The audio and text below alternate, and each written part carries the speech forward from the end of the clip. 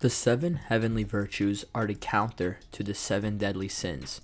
In this video, we'll be assigning each virtue with a boxer. In a sport filled with such brutality, fighters must attribute virtuous traits in order to strive. Chastity is the act of sexual abstinence and purity.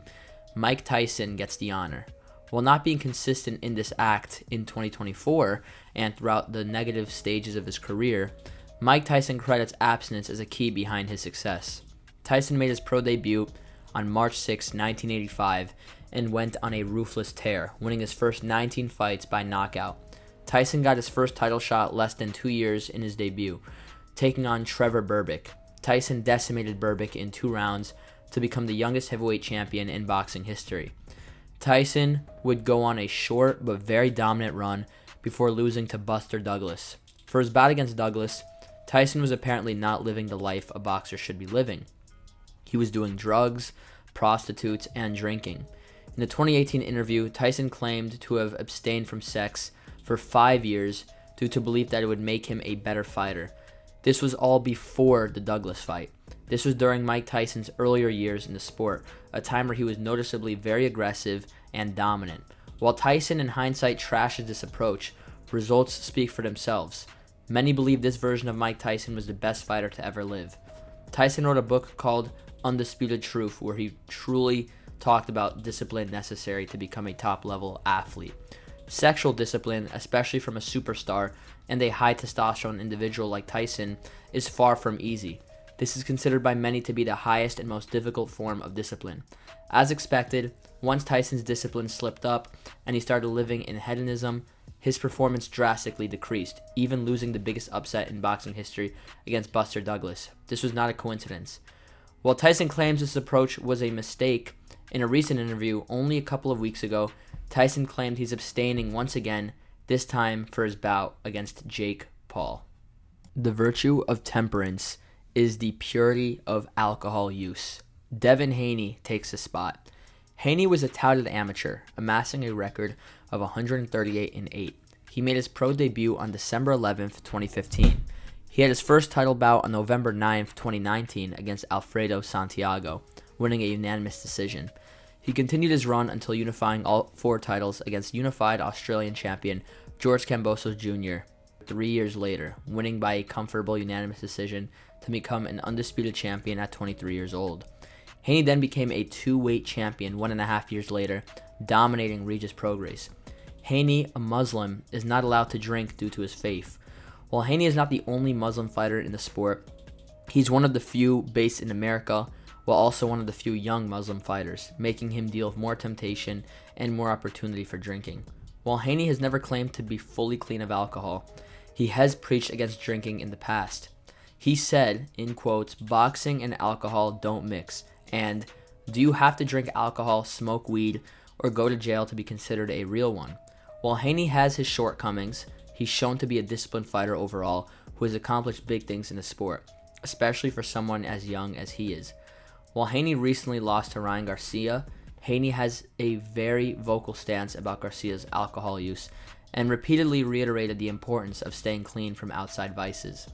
While Garcia beat him, if they continued their paths of Garcia drinking every night and Haney continues temperance, it's a near guarantee Haney, who clearly still has a better career than Garcia at this point, will retire with a considerably better career. Charity is the act of voluntarily helping others. Anthony Joshua is an example of this act. Joshua was born in Watford, United Kingdom, and didn't have the easiest childhood. This isn't a contest between who had life the toughest, but Joshua definitely wasn't born with a silver spoon. This must have impacted Joshua's mindset.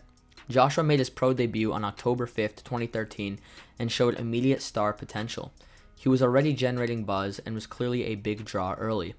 After winning a huge grudge match 2 years later against Dillian Whyte, Joshua got his first title shot on April 9, 2016, taking on American Charles Martin.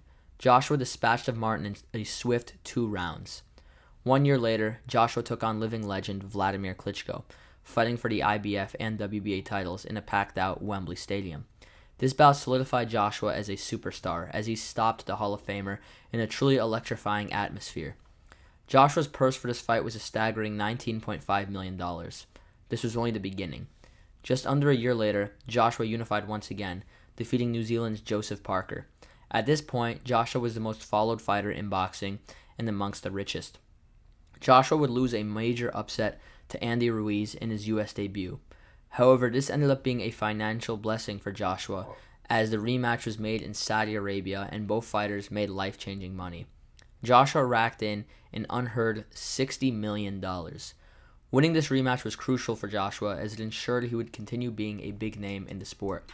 Joshua made $75 million against Alexander Usyk in their rematch and $50 million against Francis Ngannou.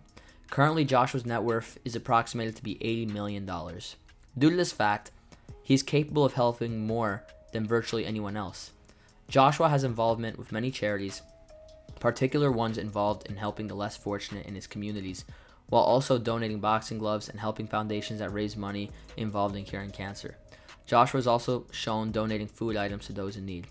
While it's obvious that Joshua does not have any issue with these donations, as he is sitting on top of loads of money, it doesn't change the fact that he's choosing to be a force for good for those around him. Diligence is the act of persistent work.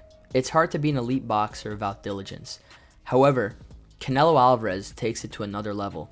Having limited amateur experience, Alvarez made his professional debut on October 29, 2005, at the very young age of 15 years old. Alvarez had many fights in a short span of time, similar to many Mexican fighters coming up. Alvarez had his first title fight 5.5 years later, dominating England's Matthew Hatton to a unanimous decision. 2 years later, Alvarez took on his biggest test to date, fighting undefeated contender Austin Trout. This was viewed as a huge challenge for Alvarez, as Trout was coming off of a career performance against living legend Miguel Cotto. It wasn't an easy fight, but Alvarez got the job done, winning a competitive unanimous decision. 5 years later, Alvarez took on one of the greatest fighters of all time, Floyd Mayweather. Alvarez, being 23 at the time, was clearly too green for the legend, getting dominated. While the loss could have set Alvarez back, it changed him for the better. He got back in the ring, and even though it wasn't smooth sailing, he got himself a world title fight at middleweight against Puerto Rican icon Miguel Cotto. In November 2015, Cotto had a lot of momentum. He'd been training with Freddie Roach and was looking tremendous, with a solid portion of fans picking him to defeat Alvarez. The growing Canelo outclassed Cotto in one of his best career development fights to a unanimous decision. Canelo continued winning fights in dominant fashion before his controversial bouts against Gennady Golovkin. While Canelo escaped with a draw and a disputed victory against Triple G, he didn't take his foot off the gas after that saga, unifying 3 of the 4 major titles in May of 2019 against Danny Jacobs. Once again, Alvarez got the job done. 6 months later, he moved up 2 weight classes and took on WBO light heavyweight champion Sergey Kovalev. While Kovalev wasn't in his prime, he was facing a quick turnaround, and it was still another big accomplishment for Alvarez, who won by 11th round knockout. While in 2020, many fighters took a soft touch due to inactivity and basically took a year off, Alvarez made sure to get work done. He took on number 1 ranked super middleweight and WBA champion Callum Smith right before the year ended, and had the best performance of his career to this date, completely dominating the much bigger Smith to a wide, unanimous decision victory. 5 months later, he unified belts of undefeated Billy Joe Saunders, breaking Saunders' eye en route to an 8th round corner stoppage. All Alvarez needed was the IBF belt to become undisputed, as he was also given the WBC belt vacantly when he fought Smith. Caleb Plant had that final piece Alvarez wanted. The fight got set for November 6, 2021. While Plant was another young and undefeated champion, he brought a little more to the build-up of their bout and was arguably the best champion of the 3. In their fight, Plant's performance reflected that, as he easily gave Alvarez the best fight of the 3 champions at 168 Alvarez fought. However, his efforts were futile, as Alvarez stopped Plant in the 11th round to become the undisputed super middleweight champion. While Alvarez fished more than he could fry against light heavyweight champion Dimitri Bivol, getting schooled by unanimous decision, Alvarez once again didn't fold. He fought 4 times since then, winning all 4 of those fights. While Alvarez's opponents and performances have taken a dip since his undisputed run, Alvarez is still a pound-for-pound level fighter, and he's been consistently one of the best fighters in the sport for well over 10 years, while also being a professional fighter for nearly 20 years. Alvarez has shown a true level of dedication and discipline as a fighter and as an athlete, and he's still in the picture for some of the biggest fights in the sport. Kindness is the act of being friendly and considerate towards others. This is fitting for Filipino legend Manny Pacquiao. Making his pro debut on January 22nd, 1995, Pacquiao came from super small beginnings. He had a truly poor background. An infamous story of Pacquiao is when his family had no food, his father killed their family dog so they had something to eat. Pacquiao made sure to put his everything in boxing. He didn't dominate in the traditional way early in his career. He took a couple of defeats, both of them being by knockout. However, Pacquiao overcame these and became a 7-weight champion, the only fighter to have done that in the entire history of boxing. He's 17-5-2 in world title bouts, 15-4-1 with 6 KOs against fighters who have held titles in multiple weight classes. He's a first ballot Hall of Famer, considered the greatest or second greatest fighter of his generation. He has a net worth of $400 million. He ran for president of the Philippines. He's one of the most famous athletes of all time and a hero to his country, and is a fan favorite amongst fans and the fighters themselves. While Pacquiao has every excuse to not care about others, treat others poorly, put others down, he does the exact opposite. While serving to be a great example for others, especially the youth, Pacquiao has done his fair share for others. He's done kind acts similarly to Joshua, donating money to churches, scholarships, hospitals, disaster reliefs, and more. Pacquiao is shown to treat fans, reporters, and even his opponents with kindness and respect. Boo.World claims Pacquiao is shown to avoid conflicts and prioritizing harmony in his relationships with others. That is how infamous Pacquiao's kindness towards others is, that even websites are going out of their way to describe his personality type. Pacquiao has always let his hands do the talking, as he would rarely comfort his opponents or disrespect them. Pacquiao isn't kind by accident. He's vocal about wanting to help others, stating, "My hands have been known mostly for the leather gloves that I've used as an instrument to punish opposing fighters. Outside the ring, though, I want my legacy to be the man with bare hands that offered kindness and hope to others around him." Pacquiao's upbringing likely contributes to the man he is, as he's also stated, "I learn to give not because I have much, but because I know how it feels to have nothing." Patience refers to the ability of accepting delay. Terence Crawford is a perfect representation of this.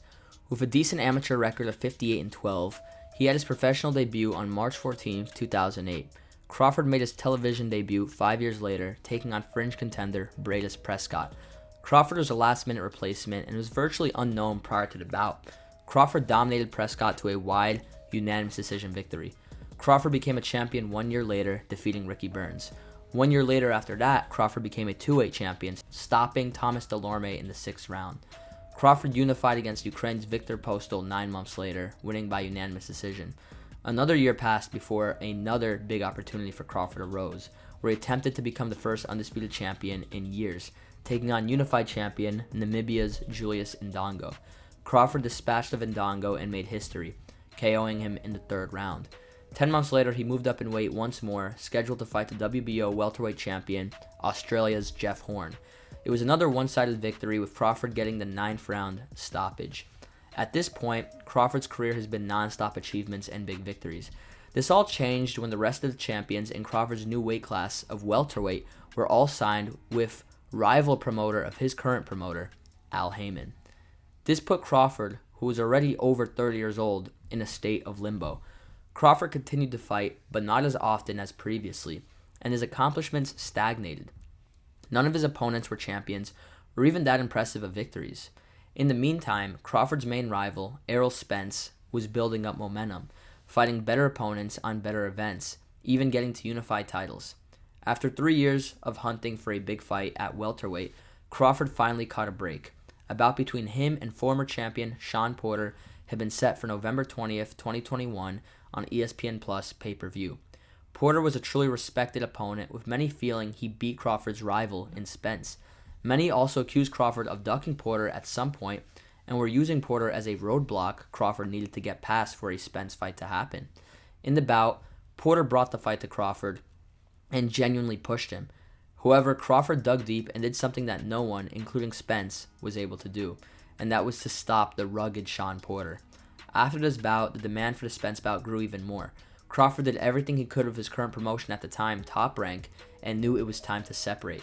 Crawford left Top Rank and had one fight in 2022 to stay busy.